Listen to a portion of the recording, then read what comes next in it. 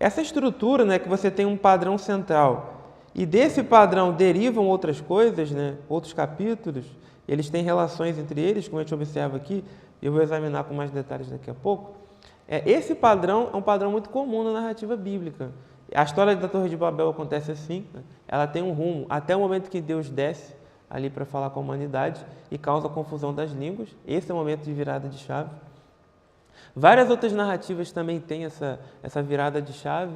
A história dos juízes também tem essa virada de chave. Para muitos aí, alguns teóricos, o momento de virada de chave é o momento do Apólogo do Jotão, que ele fala contra a monarquia, né, que ele faz uma crítica ali aos reis.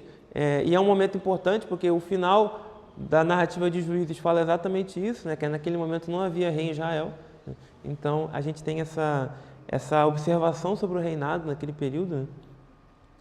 E várias outras narrativas também seguem esse padrão. Esse padrão também aparece em algumas parábolas de Jesus, porque tem que lembrar que Jesus está no contexto judaico, então ele acaba usando esses elementos também na forma dele contar a história, e é algo muito criativo, tá? Porque é como se você tivesse um espelho aqui no meio, tá? Imagina que no capítulo 6 você tem um espelho, e aí a partir desse espelho você vai ter reflexos. O capítulo 1 até o capítulo 2, ele se reflete no capítulo 9 e no capítulo 10. O capítulo 3, na parte A, se reflete para o capítulo 8, parte C. E por aí vai. Isso aqui não é uma coincidência, gente. Isso aqui é uma estrutura que foi pensada quando os judeus se reuniram ali e quando alguém, inspirado pelo Espírito Santo, escreveu esse texto. Por isso que a gente tem que entender que a arte, né, essa pegada mais artística na estruturação de um texto, ela é algo que muitas vezes é utilizada pelo povo de Deus na forma como ele vai contar as histórias, né? Seja através da música, seja através da narrativa e seja através de vários outros elementos, né? É um ponto muito importante, né? Deus ele também usa, né, o meio cultural que as pessoas estão envolvidas para poder comunicar ali a sua mensagem. Então, agora a gente consegue entender qual é o ponto central dessa narrativa, né? O ponto central é justamente o capítulo 6, que não é o capítulo que a gente está analisando hoje, a gente vai analisar um pouco antes, pouco antes do clímax da narrativa. É uma estrutura um pouco diferente da jornada do herói, como eu falei para vocês, tá?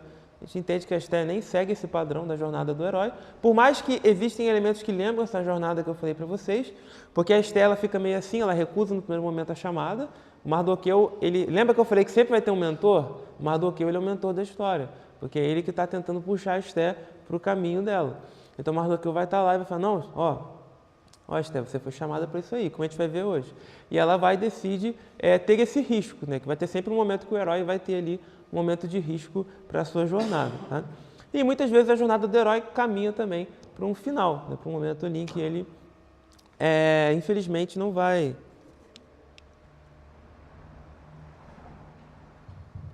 Infelizmente, o herói ele vai acabar morrendo no final. Então, isso também acontece, tá?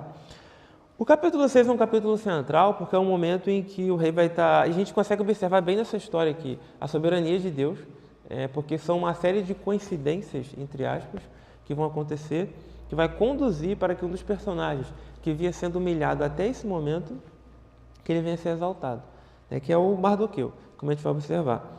Então, o ponto central, o rei está dormindo. O rei está com insônia, na verdade, ele não consegue dormir. E aí, nesse momento aí, né, o que você vai fazer com insônia? Pede para alguém ler, né? A leitura, às vezes, ela gera dá aquele cansaço ali, né? Então, vou pedir para o meu eunuco aqui ler para mim as crônicas, né? As crônicas é um lugar onde o rei registrava ali os feitos no palácio, alguma coisa que aconteceu ali no palácio, seja no reinado dele. Então, era registrado nas crônicas. Então, vai ler as crônicas ali para o rei. E aí, lê um episódio que a gente já acompanhou em capítulos anteriores, né? Que é o Mardoqueu indo lá e ajudando o rei a não ser morto aí por uma conspiração envolvendo 2 eunucos. Só que o rei esquece disso, né? Possivelmente ele, por conta das batalhas e tudo mais, o rei acaba esquecendo.